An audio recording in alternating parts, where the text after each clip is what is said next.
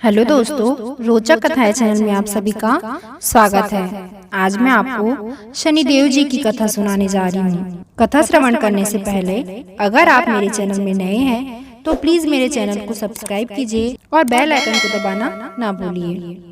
तो शुरू करते हैं शनिदेव जी की कथा। दोहा है, आज्ञा दी गुरुदेव ने दीना शीश झुकाए, कथा कहूँ शनिदेव की भाषा सरल बनाए। बोलो शनिदेव महाराज की जय। सबसे पहले मैं श्री सरस्वती माँ को सुमिरन करके गणपति जी को नमस्कार करके तथा अपने गुरुदेव के चरणों में माथा नवाकर मैं श्री शनिदेव जी की कथा प्रारंभ कर रही हूँ। यह शनिदेव जो मन वांछित कार्यों को सफल बनाने वाले हैं तथा जिन्हें सकल नर नारी और 33 कोटि देवता योगेश्वर मुनीश्वर ध्याते हैं, वही देव मेरी त्रुटियों को क्षमा करे और मुझे अपने शरण में ले ले, ऐसे मेरे मन में भाव है। यह बात सर्वविदित है कि जो लोग शनिदेव को ध्याते हैं उनकी सकल मनोरथ सफल होते हैं तथा जो ऐसे देव को भूल जाते हैं वह इस संसार में महान दुख पाते हुए नरकगामी हो जाते हैं और अगले जन्म में पशु की योनि में जाते हैं। जो कथा मैं तन मन से कहने जा रही हूँ उसे आप भी सच्चे मन से ग्रहण करें। बोलो शनिदेव महाराज की जय। एक बार संसार में चहुं ओर पूजे जाने वाले नवग्रह एक स्थान पर एकत्र हुए, परस्पर विविध प्रकार से वार्तालाप करने लगे।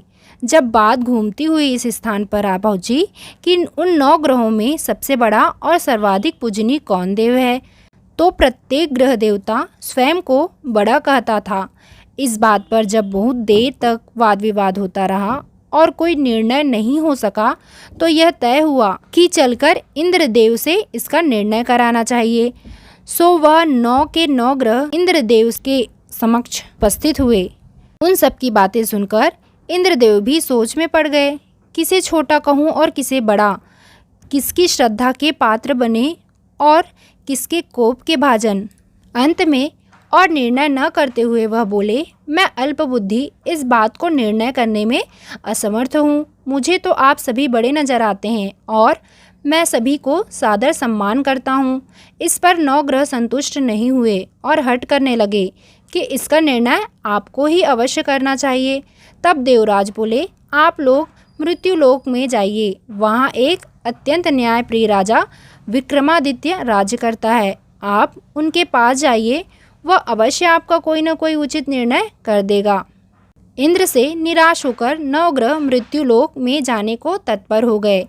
देवराज इंद्र ने जब उन्हें वहां जाते देखा तो प्रसन्न हो सांस लिया और धर्म संकट से निकलना उनके लिए सचमुच ही कितना दुष्कर था, पर अपनी चतुराई से आए संकट को राजा विक्रमादित्य पर टाल दिया था।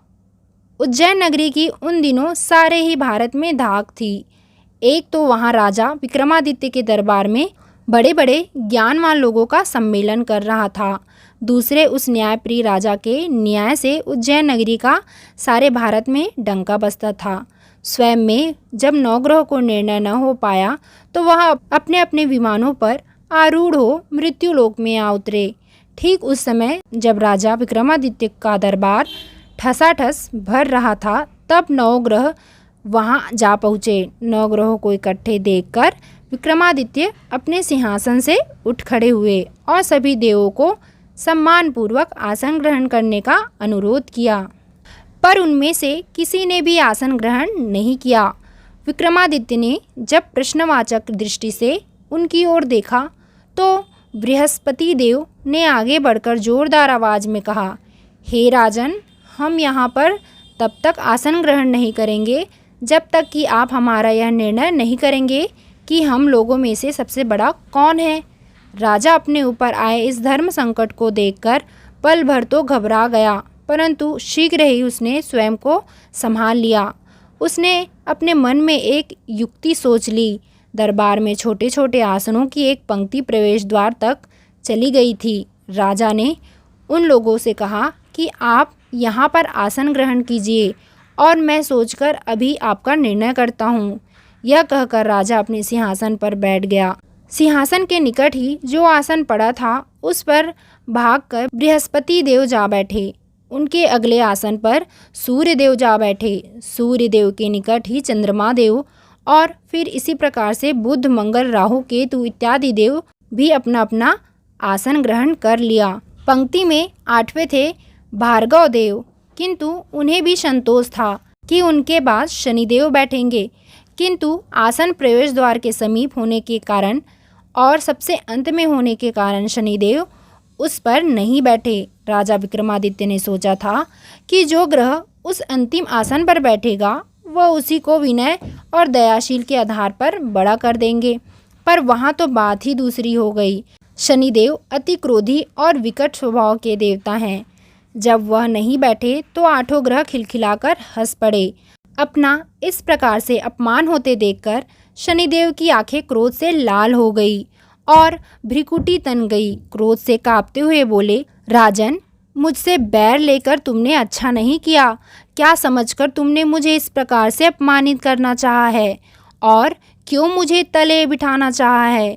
चांद को ग्रह 2.25 दिन रहता है और सूर्य, शुक्र और बुध को केवल आधा मास, सोम और मंगल 2 मास और गुरु 13 मास, राहु और केतु 18 मास रहते हैं, जबकि मैं 7.5 वर्ष तक रहता हूँ। इसलिए हे राजन, अब तू सावधान हो जा। तूने जो अपमान किया है इसका दंड तुझे अवश्य मिलेगा।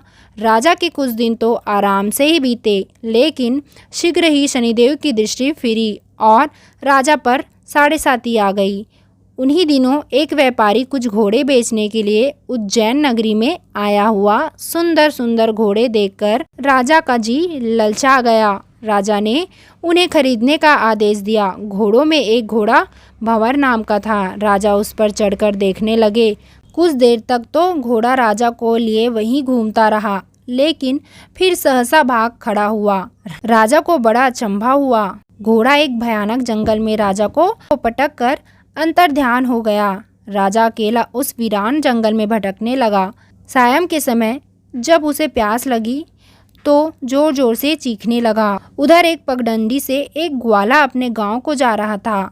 वह राजा की आवाज़ सुनकर रुक गया। राजा उसके पास गया। ग्वाले ने उसकी व्यथा जानकर उसे निकट की नदी पर ले जाकर पानी पिलाया। पानी पीने के बाद राजा स्वस्थ हो गया और प्रसन्न होकर उसे ग्वाले को अपने हाथ की अंगूठी उतारकर दे दी। उसने कहा, मैं उज्जैन का रहने वाला हूँ, यहाँ रास्ता भटक गया हूँ, तुम मुझे रास्ता दिखाओ। तब ग्वाला उसे अपने साथ गांव ले गया।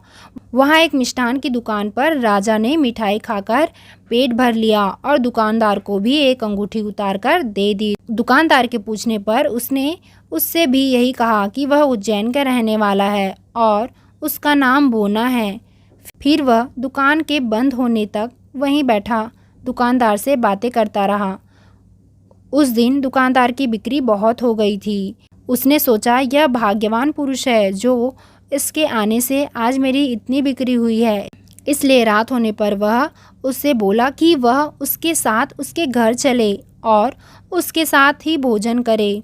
राजा मान गया। जब वह दोनों घर पहुँचे, दुकानदार की पत्नी बड़ा स्वागत करने लगी। अतिथि के लिए विशेष रूप से भोजन तैयार करने लगी। भोजन करते समय एक अद्भुत घटना घटी। जहाँ राजा भोजन कर रहा था, वही सामने की दीवार पर सोने का एक सतलड़ा हार टंगा हुआ था। उसके पीछे एक चित्र था। अचानक ही वह हार वहाँ से अदृश्य हो गया। दुकानदार के यहाँ एक स्त्री बांधी थी।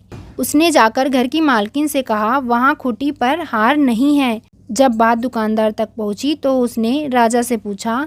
राजा बोला, मुझे तो नहीं मालूम, तुम्हारे और मेरे अतिरिक्त तो यहाँ कोई नहीं था। सच सच बताओ, हार कहाँ है? मुझे नहीं मालूम। राजा फिर बोला, मेरे पास कोई हार नहीं है।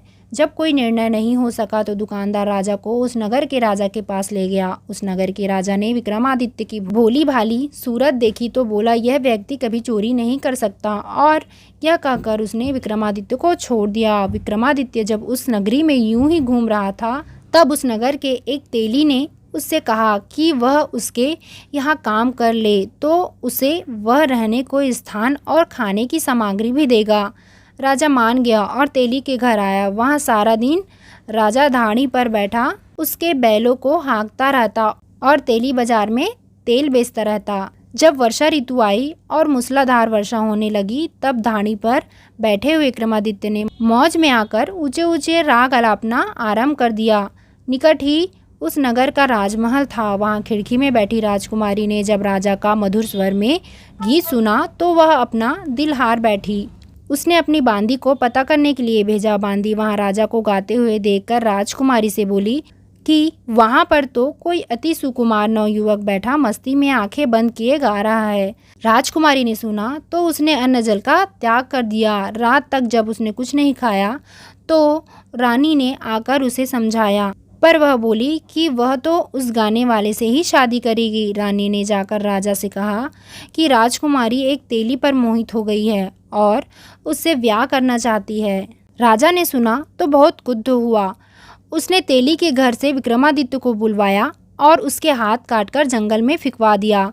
यह बात जब राजकुमारी को पता चली तो वह और भी हट करने लगी। बोली, मैंने तो अब उसी को ही वर चुन लिया है, वह चाहे कैसा भी हो, उसे से ही विवाह करूंगी। बेटी की हट देखकर लाचार होकर राजा ने दोबारा विक्रमादित्य को नगर में बुलवाया और उससे राजकुमारी का विवाह करा दिया। एक दिन जब विक्रमादित्य सोया था तो स्वप्न में उसे शनिदेव नजर आए। विक्रमादित्य ने उनके सामने नमस्कार किया और क्षमा याचना की। शनिदेव ने उसे आशीर्वाद दिया और बोले, अब तुम्हारे साढ़े साथी शनि 7.5 वर्ष खत्म हो गई है। राजा बोला, मुझसे जो गलती हुई है उसके लिए मुझे क्षमा कर दीजिए। शनिदेव ने मुस्कुराकर उसे आशीर्वाद दिया और राजा के दोनों बाजू दोबारा निकल आए। राजा ने अपनी पत्नी राजकुमारी को रात को जगाया नहीं। वह रात को उसके गले में अपनी बाहें डालकर सो गया। सुबह राजकुमारी की आँख खुली तो उसने अपनी गर्दन में बाहें पड़ी देखकर वह चौंक उठी। लेकिन शीघ्र ही विक्रमादित्य ने जाकर उसे सारी बात बता दी। जब वहाँ के नगर राजा को यह बात मालूम पड़ी तो वह भागा भागा आया और उस अपंग को फिर से स्वस्थ देखकर चकित रह गया। उससे भी विक्रमादित्य ने यही कहा कि यह सब शनिदेव की कृपा है और विक्रमादित्य ने अपना वास्तविक परिचय भी उस राजा को दिया और सारा किस्सा विस्तार से सुनाया। सुनते ही राजा विक्रमादित्य के चरणों में गिर गया और क्षमा याचना करने लगा। बस यह खबर शीघ्र ही सारे ही नगर में फैल गई। दुकानदार को जब यह खबर मिली तो वह भागा भागा विक्रमादित्य के पांव पर लौटने लगा। विक्रमादित्य ने उसे उठा आसन पर बिठाया और कहा, तुम घर जाकर उसी खूंटी पर देखो, हार टंगा होगा। और सच ही दुकानदार ने देखा, हार टंगा पाया। फिर विक्रमादित्य ने वहाँ के राजा से विदा मांगी। तब वहाँ के राजा ने हाथी, घोड़े इत्यादि नौकर नौकरानियों के साथ लश्कर समेत विक्रमादित्य को विदा किया। राजा विक्रमादित्य जब राजकुमारी को लेकर अपनी नगरी उज्जैन में लश्कर समेत पहुंचा तो सारी नगरी में उत्साह छा गया। अपने राजमहल में प्रवेश करने से पूर्व विक्रमादित्य ने 9 ग्रहों की पूजा की और शनिदेव को सर्वोच्च स्थान दिया। साथ ही उसने नगर भर में ढिंढोरा पिटवा दिया कि शनिदेव मनोवांछित फलों को देने वाले हैं और 9 ग्रहों में से सर्वोच्च स्थान रखते हैं। इस प्रकार शनिदेव को मनाकर विक्रमादित्य ने अपने राज्य, यश और कीर्ति को अमर कर लिया है। बोलो श्री शनिदेव की जय। बोलो श्री नवग्रह की जय। जैसी सुनी तैसी कही, इसमें झूठ न सच। विक्रम भूप इतिहास को सज्जनों देखा बाँच। सुने सुनावे शनि कथा, गावे जो चितलाए। सत्य वचन है संत का, बाको संकट जाए। बोलो शनिदेव महाराज की जय। तो ये थी शनिदेव की कथा। आशा करती हूँ आप सभी को मेरा यह वीडियो पसंद आया होगा। तो प्लीज़ मेरे इस वीडियो को लाइक कीजिए, मेरे चैनल को सब्सक्राइब कीजिए और ज़्यादा से ज़्यादा शेयर कीजिए। धन्यवाद।